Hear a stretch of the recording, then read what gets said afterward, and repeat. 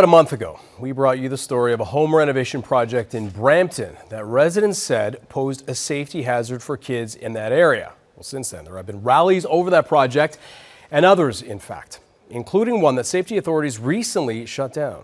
Sean O'Shea joins us now with how things are developing. Sean, how frustrated are residents over this ongoing problem?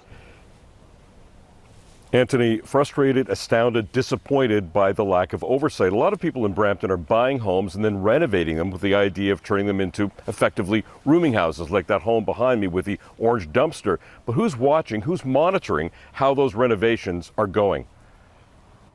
This is the Wild West in Brampton, and there's absolutely no rules and no consequences. And even when there are consequences, it's the cost of doing business. The business of building basement apartments in Brampton, modifying bungalows to add new rental units fast. Work gets done, but it gets done shoddily, quickly, and without the proper approvals. Residents raising more alarms a month after we reported on this project on Caledon Crescent.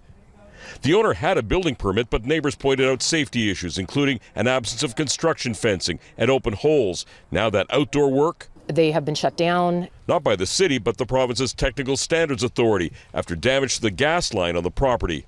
Kathleen McDermott said the city of Brampton hadn't found any problem. I personally met 2 enforcement officers here who walked around on the piles of dirt and looked in the holes and said there was no issue. Construction on this home on Alderway Avenue also shut down because neighbors called the province the back area isn't shored up.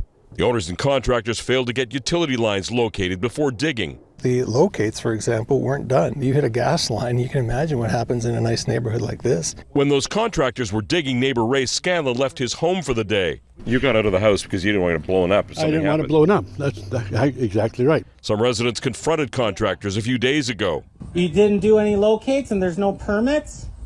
The permit should be in the front of the house. In an email to residents, Brampton's director of bylaw enforcement said in part the City of Brampton team is working tirelessly to address how this is unfolded, saying leaving the engagement of these enforcement partners to the complainant is not ideal. Now, though, it's every third house is having some kind of renovation done because the house prices are so high. Renovations by investors who buy homes to rent to as many tenants as they can.